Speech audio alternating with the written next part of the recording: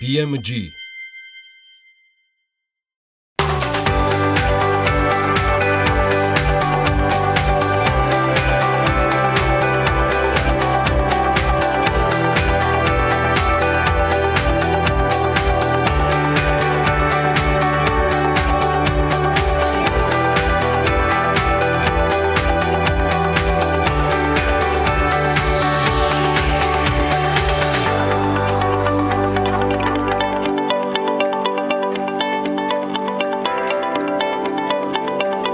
მოგესალმებით, ეს ქალების ნარატივია და ბიზნეს ფედერაცია ქალები მომავლისათვის სახელით. ტევა პირველისა და BMG-ს დახმარებით დღეს მე, თაკო რაზმაძე, ამ გადაცემის წამყვანის ამპლუაში ძალიან საინტერესო თემაზე სტუმრებთან ერთად დამხმარე რეპროდუქციულ ტექნოლოგიებს შორის ყველაზე ეფექტურად მიჩნეულ in-vitro განაყოფიერებაზე ვისაუბრებ.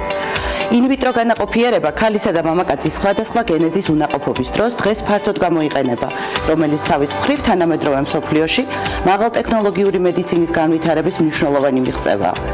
სამწუხაროდ, უშვილობის პრობლემის ოფიციალური სტატისტიკა საქართველოში არ არსებობს. მსოფლიო ჯანდაცვის ორგანიზაციის მონაცემებით, ქორწინებაში და რეპროდუქციულ ასაკში მყოფ ყოველ მეოთხე წყვილს აღენიშნება უშვილობის პრობლემა. მიზეზი სხვადასხვაა და განპირობებულია როგორც ქალის, ისე მამაკაცის ფაქტორებით. საქართველოში in-vitro განაყოფიერებით შვილის გაჩენის შესაძლებლობა პირველად 14 წლის წინ გაჩნდა. არადა ამ დრომდე არ არსებობს სტატისტიკა არც იმის შესახებ, თუ რამდენი წყვილი მიმართავს in-vitro განაყოფიერებას. ზუსტ რიცხვს რამდენი ბავშვი დაიბადა მედიცინის ამ მიღწევით ვერ გეტყვით, თუმცა თავისუფლად შემიძლია გითხრათ, რომ in-vitro განაყოფიერებას მომავალ მშობლებს საქართველოში რამდენიმე კლინიკა სთავაზობს და ამ მხრივ სამედიცინო სფერო საკმაოდ განვითარებულია. კურნალობის ეს მეთოდი ხელმისაწვდომია როგორც ადგილობრივი, ისე ქვეყნის ფარგლებს გარეთ მცხოვრები პაციენტებისთვის. In-vitro განაყოფიერების მეთოდით კურნალობის განვითარება კი რეპროარტის გუნდთან არის დაკავშირებული. მის ძირითად საქმიანობას ყველა ტიპის უშვილობის კურნალობა და კვლევა წარმოადგენს. ვიდრე სტუმრები შემოგვიერთდებიან, სალომე ჭიპაშვილი მოგვიყვება კლინიკის შესახებ და ყველა იმ სპექტრს გაგვაცნობს, რომელსაც რეპროარტი აერთიანებს. Ერთადი მიმართულება ეს არის in-vitro განაყოფიერებით მკურნალობა, რასაც ასე პოპულარულად ზოგჯერ ხელოვნურ განაყოფიერებასაც უწოდებენ. იგრძენი ახალი გულისცემა, მხოლოდ სლოგანი არ არის, ეს უკვე საკმაოდ რეალური და ხელშესახებია. ქართულ-ამერიკული in-vitro განაყოფიერების კლინიკა რეპროარტი დაკომპლექტებულია პროფესიონალებით, რომლებმაც სტაჟირება მსოფლიოს წამყვან კლინიკებში გაიარეს. მეან გინეკოლოგები, რეპროდუქტოლოგები, ემბრიოლოგები, გენეტიკოსები, ანდროლოგები, იმუნოლოგები და სხვადასხვა მიმართულების სპეციალისტები რეპროარტის წარმატებულ გუნდს ქმნიან, რომლის მიზანიცაა, რაც შეიძლება მეტ ადამიანს აგრძნობინონ მშობლად ყოფნის ბედნიერება. გავაფართოვეთ ჩვენი მუშაობა და ვინაიდან მუშაობთ მთლიანად ამერიკული სტანდარტებით, ეს გვაძლევს იმის საშუალებას, რომ პაციენტებს მოემსახუროთ მსოფლიოს ნებისმიერი ქვეყნიდან. ფასების თვალსაზრისით საქართველო არის ძალიან ხელმისაწვდომი ქვეყანა, პლუს კანონმდებლობა უწყობს ხელს ამ მიმართულების აქტიურ განვითარებას და შესაბამისად აქტიურად მუშაობთ, რომ მრავალი ქვეყნიდან მოვიზიდოთ ჩვენი პაციენტები. ამ წუთას ვიღებთ პაციენტებს ისრაელიდან, ჩინეთიდან, აზიის სხვადასხვა ქვეყნებიდან და ამავდროულად დამატებით მიმდინარეობს დაახლოებით 12 ქვეყანასთან მოლაპარაკებები, ისევ იმიტომ, რომ ჩვენი სერვისი უფრო ფართოდ გავიტანოთ და უფრო მეტი პაციენტი მივიღოთ საქართველოში. ქართულ-ამერიკული რეპროდუქციული კლინიკა რეპროარტის კარი პირველად 2012 წლის ივლისში გაიხსნა და პირველი პაციენტიც მიიღეს. მას შემდეგ რეპროარტი გაფართოვდა და რეპროდუქციული კლინიკა ჯერ ქუთაისში, შემდეგ კი ბათუმში გახსნა, რომელიც იმ ტექნოლოგიებს იყენებს, რაც თბილისსა და მსოფლიოს წამყვან რეპროდუქციულ ცენტრებშია დანერგილი. ამჟამად მიმდინარეობს რეპროარტის ახალი კლინიკის მშენებლობა თბილისში, რომელიც რამდენიმე თვეში დასრულდება. ახალ კლინიკაში მოსულ პაციენტს მაღალი ხარისხის მომსახურებასთან ერთად ოჯახური და თბილი გარემო დახვდებათ. ახალ კლინიკაში გათვალისწინებული იქნება ყველა დეტალი იმისთვის, რომ პაციენტების სამკურნალოდ განსაკუთრებულად ჯანსაღი გარემო იქნას შექმნილი. ყველა მასალა, რომელიც გამოყენებული არის, ყველა ტექნოლოგია ამ მშენებლობის დროს, რაც გამოვიყენეთ, არის განსაზღვრული იმისთვის, რომ სწორედ აი ეს ჯანსაღი გარემო შეიქმნას. in-vitro განაყოფიერების განყოფილებაში ემბრიოლოგიის ლაბორატორიაში იქნება განსაკუთრებით სუფთა ჰაერი და ამ ჰაერის შექმნის და პროექტებაში პროექტში მონაწილეობდა ამერიკული კომპანია, რომელიც მუშაობს იმ სტანდარტებით, რაც მსოფლიო მეცნიერება შეიმუშავეს, ამ სფეროს მსოფლიო მეცნიერებმა შეიმუშავეს სწორედ აი ესეთი ჯანსაღი გარემოს შესაქმნელად.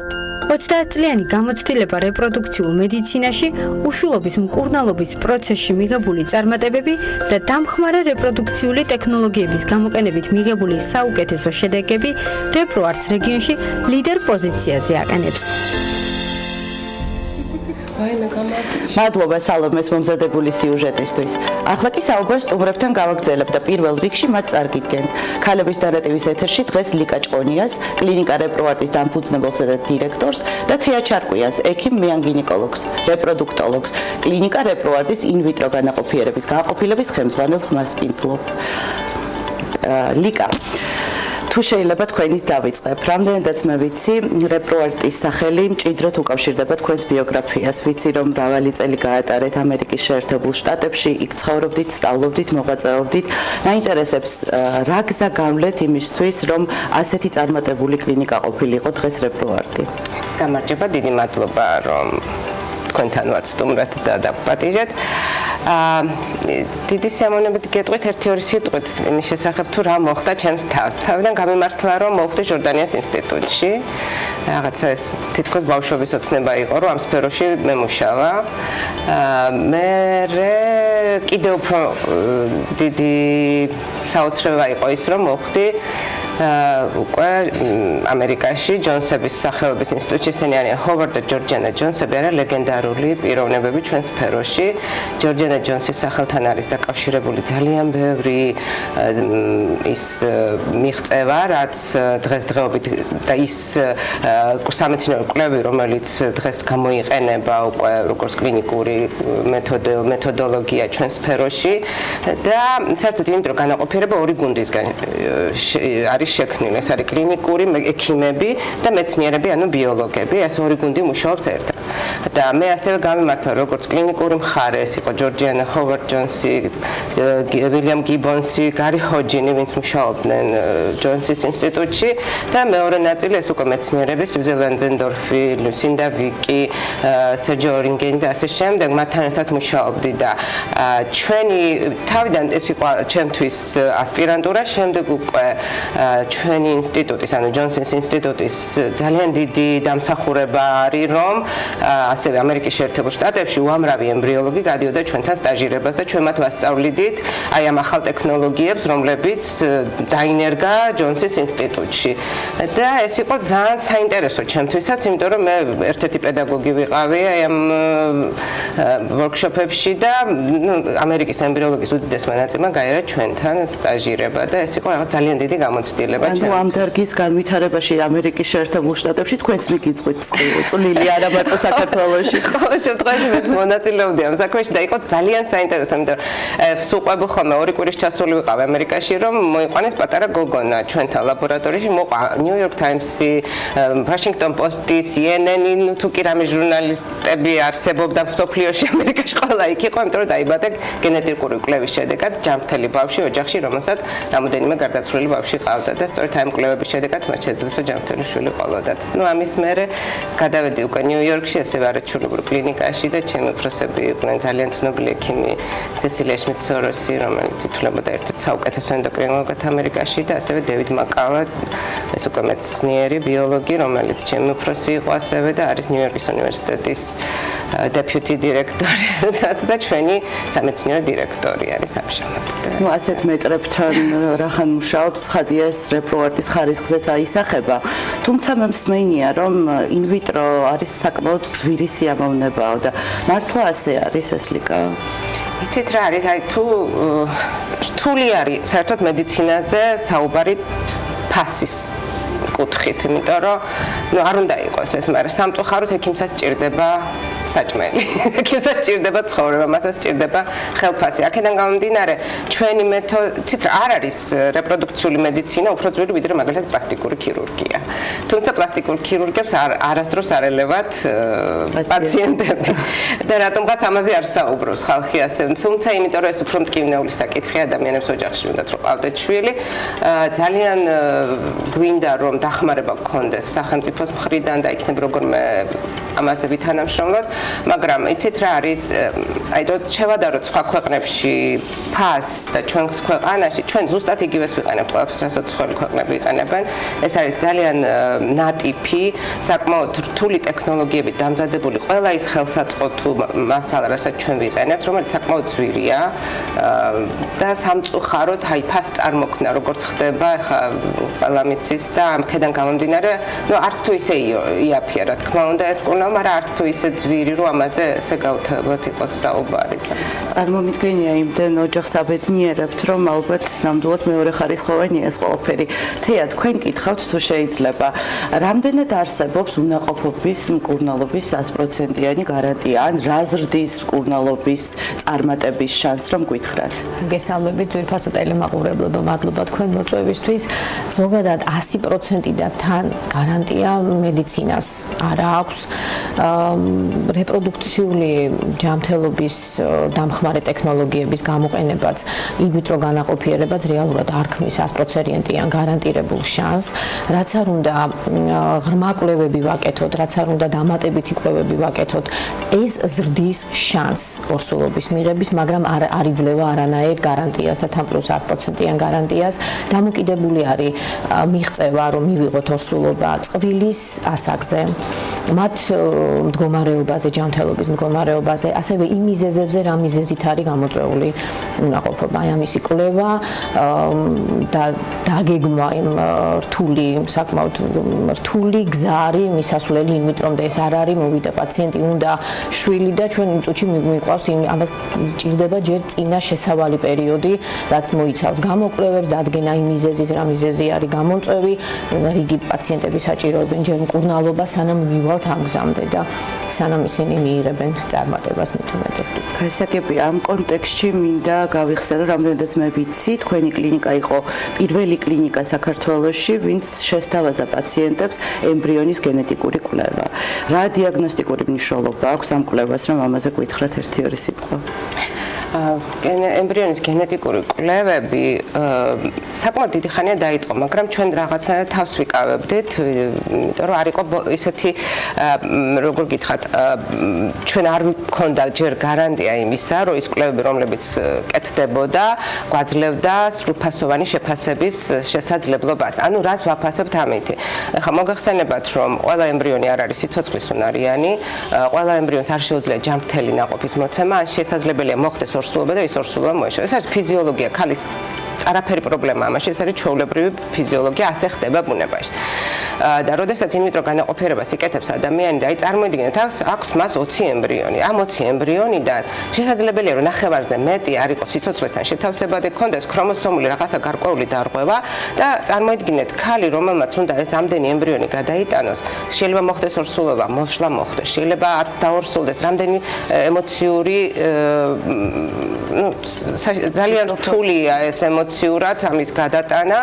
აქედან გამომდინარე, გარდა ამისა, ასაკოვან ქალებს, 35 წლის, სამწუხაროდ 35 წლის მერე ჩვენ სფეროში უკვე ასაკოვანი ქალი ქვია და ასაკოვან ქალებს გეომეტრიული პროგრესიით ეზრდებათ ქრომოსომული დარღვევები. ეს არ ნიშნავს მემკვიდრულ დარღვევას, ეს არ ნიშნავს გენეტიკურ პრობლემას, მაგრამ ეს არის ფიზიოლოგია, ასაკოვანია, ასაკოვან ქალსაც და მამა, დიდ ბოდიშს ვიხდი, ისევ იგივე გავიმეორე, მარტო ქალზე არ არის ამ შემთხვევაში ლაპარაკი, იმიტომ რომ ბოლო კვლევებით უკვე დადგინდა, რომ მამაკაცის ასაკიც ასეთივე დრამატული მნიშვნელობის არის და რადგანაც წყვილს ასაკი აქვს მაღალი, ამ შემთხვევაში ყოველთვის რეკომენდირებულია გენეტიკური კვლევის ჩატარება, ვინაიდან დავზოგავთ ამ შემთხვევაში როგორც მათ ემოციას, მათ ფინანსებს და ასევე, შანსი იმისა, რომ ჯანმრთელი ნაყოფი დროულად ეყოლოთ კი ბატონო, ანუ ეს ამცირებს განაყოფიერების ცდელობის რაოდენობას, შესაბამისად აიაფებს კიდევაც, ხო ესეა? რა თქმა უნდა, აიაფებს. კი, თვითონ ეს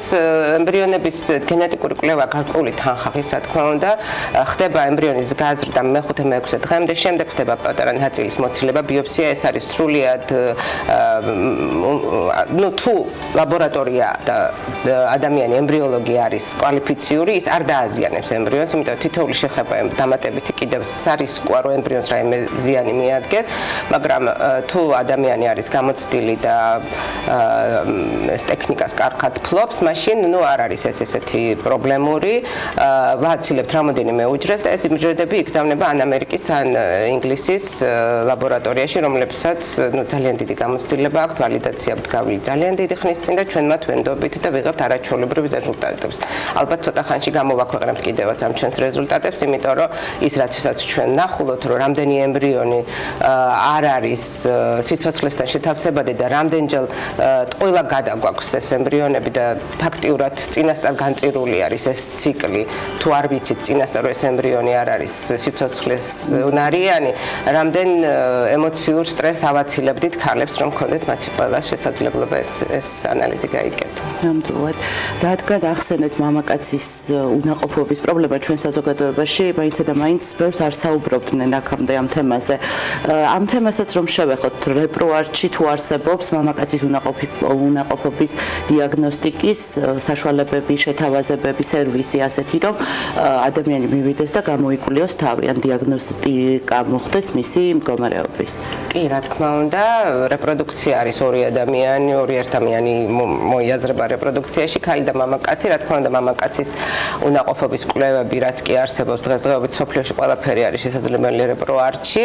ეს არის ჩვეულებრივი რუტინული სპერმის ანალიზი, ასევე ჩვენ დიდი ხანია უკვე მორფოლოგიის კვლევას ვაკეთებთ თითოეული უჯრედის, ასევე დნმ-ის ფრაგმენტაცია, ეს არის წარმოიდგინეთ თითოეული უჯრედის დნმ-ის სტრუქტურას ნახულობთ, არის თუ არა ის დარღვეული, სხვადასხვა ფაქტორმა შეიძლება გამოიწვიოს ინფექციურმა დაავადებებმა, რაღაც გარკვეულმა ფსიქოემოციურმა მდგომარეობამ, გარკვეული იმუნური სისტემის დარღვევა და ეს ყველაფერი იწვევს ან იმას, რომ არ მოხდეს ორსულობა, ან თუ მოხდება ორსულობა, შეიძლება მოხდეს მოშლა.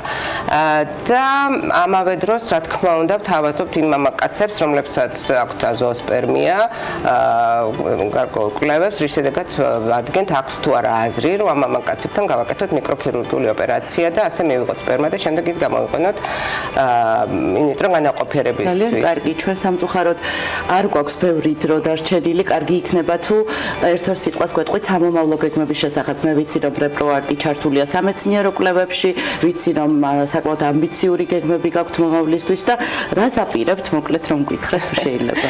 კი, სამეცნიერო კვლევებში ვართ ჩართული, ცოტა ხანში ალბათ გამოქვეყნდება ეს ჩვენი მონაცემები, ჩვენაც საერთაშორისო კვლევებში ჩართული, რომელშიც მონაწილეობს სოფლიოს წამყვანი კლინიკები და აი ამ კვლევებს არის რანდომიზირებული მრავალცენტრული კვლევები და აი ეს ორი შრომა რომ დასრულდება, ჩვენ კიდევ ერთ დამატებით შესაძლებლობას მივცემთ ჩვენს პაციენტებს, რომ უფრო ნაკლები ემოციების, ფინანსების, რაც მთავარია ჩვენს ქვეყანაში, ფინანსებს ძალიან დიდი მნიშვნელობა აქვს ჩვენს ქვეყანაში, დაზოგვით შევძლოთ მივიღოთ ის სასურველი რეზულტატი. ასე რომ, რა ვიცი, გვაქვს იმედი, რომ ყველაფერი კარგად იქნება და კიდევ ერთი რამ, რაც მინდა რომ აუცილებლად მოვახერხოთ ჩვენს ქვეყანაში, დღეს მივდივარ სწორედ ლისაბონში შეხვედრაზე, ევროპის რეპროდუქციული მედიცინის ასოციაციის ეშრეს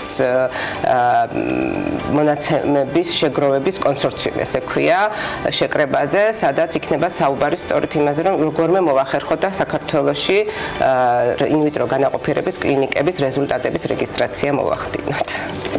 ძალიან დიდი მადლობა ჩვენ სტუმრებს. დავიტოვებ იმედს, რომ მაყურებლისთვის საინტერესო ქალების ნარატივი შედგა და საინტერესო ინფორმაციას გაეცანით. ბედნიერ დღეს გისურვებთ.